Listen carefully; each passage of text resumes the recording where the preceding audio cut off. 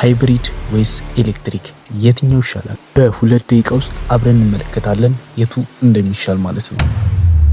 መጀመሪያ ሃይብሪድን እንመልከት።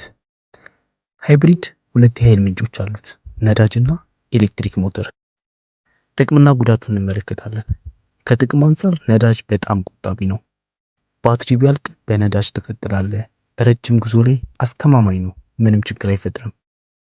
ወደ ጉዳቱ ስንሄድ ከኤሌክትሪክ በላይ ነዳጅ በጣም ብዙ ይወስዳል።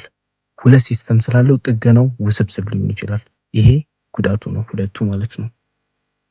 ወደ ኤሌክትሪክ እንሄዳለን። ኤሌክትሪክ 100% በባትሪ ነው የሚሰራው።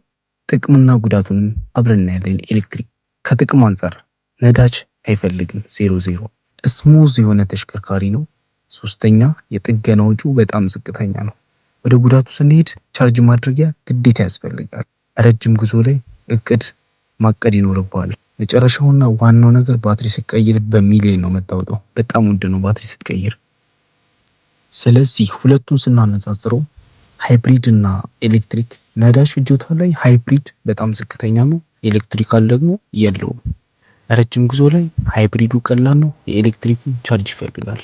ጥገና ሃይብሪዱ መካከለኛ፣ ኤሌክትሪክ ዝቅተኛ። የአካባቢው ጥበቃ የአየሩ ማለት ነው ሃይብሪዱ ጥሩ ነው፣ ኤሌክትሪክ እጅግ በጣም ጥሩ ነው።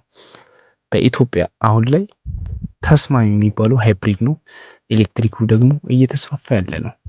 ስለዚህ አሁን ባለው ሁኔታ ሃይብሪድ ለብዙ ሰዎች ቀላል ምርጫ ነው ማለት ነው። ነገር ግን በከተማ ውስጥና የቻርጅ መዳረሻ ካለ ወደፊት ኤሌክትሪክ መኪና ቤስት የሚባል ነው ማለት ነው። እናመሰግናለን። የእናንተን ኮሜንት ላይ አስቀምጡ።